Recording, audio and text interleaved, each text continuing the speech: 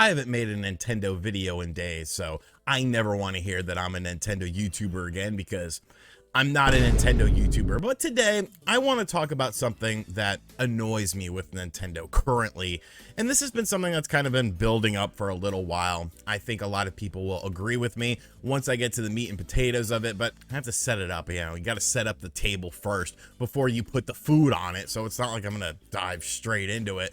But obviously, Nintendo has been very quiet since the release of Tears of the Kingdom. Many people were hoping for a June Nintendo Direct. I told you guys time and time again, don't expect one of these. It's probably not going to happen. And lo and behold, we're about halfway through the month of June and there's been nothing. We got some pastel colored Nintendo Switch Joy-Cons. We of course have everybody's 1-2 Switch, which might I remind you, we still have not seen a single piece of gameplay, a single screenshot from in-game footage of this, and it comes out in like roughly 2 weeks. But hey, I'm sure it'll be of utmost quality. Now, a lot of people were wondering, well, what's Nintendo doing? Like, what are they actually doing? Are we indeed gearing up for a new platform to be coming out soon? We have Pikmin 4 that's coming around the corner, and then it's wide open. Now, obviously, there's third-party titles coming out that are going to fill out some of the calendar year, but you expect some first-party games as well. And the lack of any sort of announcements, the lack of any sort of information, well, that's kind of a bit concerning. It almost feels like the Switch is ending its life cycle, which, I mean, numerically speaking, there's nothing wrong with that. The system has been going since 2017. We're in the 7th year of the system. This is Nintendo's longest running home console, if you classify it as a home console, ever. It's had the longest lifespan. Eventually, you have to move on from things. Eventually, you hit market caps and stuff like that. Of course, we've talked time and time again how Zelda is sort of a swan song for a system. So let's just go under the impression that things are starting to wrap up for this, because obviously we have no other information. It's either A, everything is going to be great, they're going to talk about games just randomly that are coming out in the second half of this year, or we're starting to wind things down, expect smaller things, and then in 2024 we're going to talk about new hardware. But these aren't the things that annoy me. Like, yes, they're inconvenient, I would say. I would like to be able to talk about Nintendo's future or a Nintendo Direct or something like that, because secure the bag, I mean, that's good money. But that's what I'm focusing on today. What I'm focusing on today, I can't even talk because this is so annoying, is this stuff. Is this freaking crap with these eShop sales.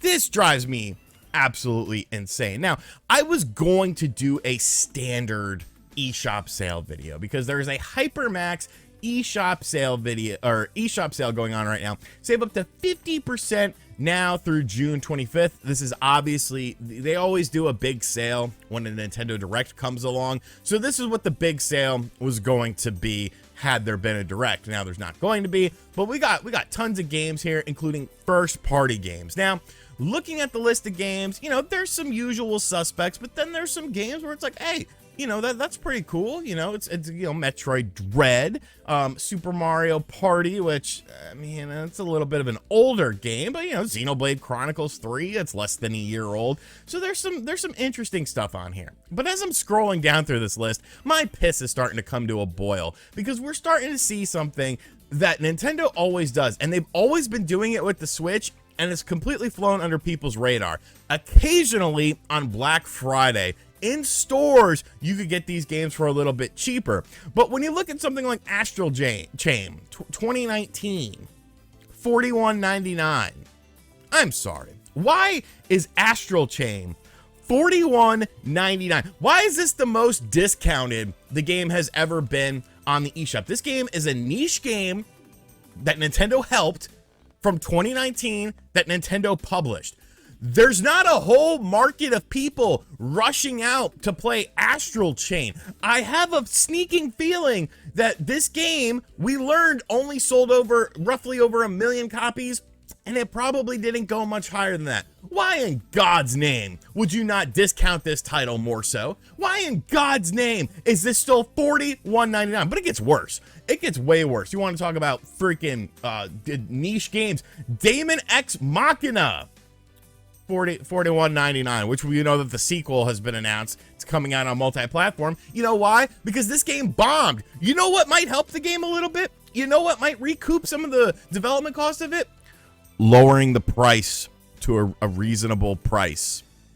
If people aren't biting at $59.99, $41.99 isn't going to make them come out in droves for this. Okay, this is a niche game from 2019.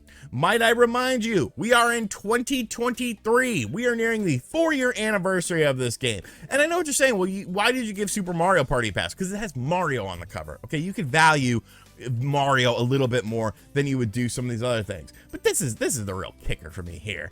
The Marvel Ultimate Alliance 3: The Black Order, $41.99. Yet another game that barely sold well, that could use some money, that could use some additional sales. Why in God's name is that $41.99? I do not understand. And if you look, it's always Nintendo titles. It's always something that Nintendo had to do with the publishing. Octopath Traveler, 2018, $41.99. This is a Square Enix game. Square Enix games always go on sale. Every time you boot up your system, whether it's a PlayStation, whether it's an Xbox, whether it's a Nintendo system, whether it's a Steam operating system, there are Square Enix games on sale. But hey, $41.99. And this is a problem, and I know what you're saying to yourself. Well, they don't want to devalue. This is the stupidest freaking discussion in the world. They don't want to devalue their properties. They don't want games to be cheap like they are on Xbox and PlayStation. Were you just born yesterday? Is this your first console generation? Because when I see people say that, I think that they are stupid. I think that they don't know anything about anything, and I cannot take their opinion with any sort of value, with any sort of you know, this person is smart. They know what they're talking about. This person should be ostracized, tarred and feathered, because they are morons. Have you ever heard of something called Nintendo Player's Choice or Nintendo Selects? Something that they have done for every console generation since the Super Nintendo, where they re-release a game at a discounted price, and it has a little, you know, different strip on it. It has a little different tag on it or something. This is what they need to be doing with this system, but they're not. There's no Player's Choice. There's no Nintendo Selects. Everything is still retail value, $59.99, unless it's an in-store thing or that's it. Because occasionally you'll get $41.99 for these first party. The freaking Breath of the Wild, the first game to come out for the Switch, is still at $59.99 on the eShop. Look here, you know, let's look at it together here.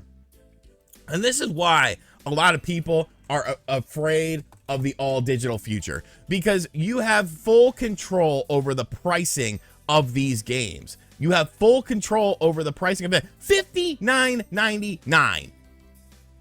This is insanity. This is absolute. You have the new game out. Nobody's buying the old game. Discount the. This is hubris. This is what this boils down to. This is hubris from Nintendo, because they always do this. And every video game, and I should say every video game company does this, because we've seen Sony do it, we've seen Microsoft do it. They rest on their laurels, okay? They get way too comfortable with success, and they do things that, or I should say they don't do things that they did in previous years and previous generations. Like, it's not devaluing your software to have it, you know, a select version or a Player's Choice version of it. It's actually smart, because these games are not selling. Nobody's rushing out there to buy Astral Chain, Marvel Ultimate Alliance 3, and, you know, Breath of the Wild and games like this. These are high quality games, sure, but you've already made your money back on them. They've had their time to shine. There's games that are sequels to these games. There's games that are spiritual sequels to these games. Or there's games that are just niche, like Astral Chain, that nothing is going to make that game sell unless it's a significant sale. Why is it not $20 or $30? If you re-released Astral Chain for $29.99, Marvel Ultimate Alliance for $29.99, Breath of the Wild for $29.99, guess what, Nintendo? They're going to sell. You put the little select strip on there, you put the Player's Choice thing on there, whichever one you want to do. I don't really care. I just do not understand this. I do not understand this, and it drives me crazy, because $41.99 for a game that's like 5 years old, we need to stop acting like this is a deal. We need to stop acting like this is a sale. And other companies, Sony's trying to do it, and you're seeing what's happening is a lot of first-party Sony games or Sony-published games, they usually have a very successful tail end because these games constantly go on sale. But with the PlayStation 5 generation, they've been way more hesitant with some of these games going on sale, and you're not seeing those long-term sales like you are. Certain games are going to sell for a longer period of time than other games, but at some point in time, you shouldn't be paying full price for a game that came out 5 or 6 years ago. And do you think it's going to get any better with the all-digital age? Hell no, because you're not going to have any freaking physical used copies of a game. You're just going to have digital copies of a game, and they're going to control the marketplace. Buckle up, buckos, because this ride's about to get a hell of a lot rougher. That felt good. It felt good to get that off my chest. That's something... It's something I've been harvesting. I used to do eShop sale videos all the time, but I slowly started to descent into madness because, the third-party games, those were the deals. Not these first-party games. Let me know what you think of this in the comments section down below. Is it time for Nintendo to bring back Player's Choice or Nintendo Selects? And if you don't think it's time, you're an idiot. Or you just have a differentiating opinion than me, and that's cool too. I still accept you, but I might look at you a little bit cockeyed. And as always, guys, thank you for checking out this video. If you are new to the channel, be sure to hit that subscribe button, like, comment, and share. Hit the bell as well. And as always, I'll catch you guys on the next video. Later.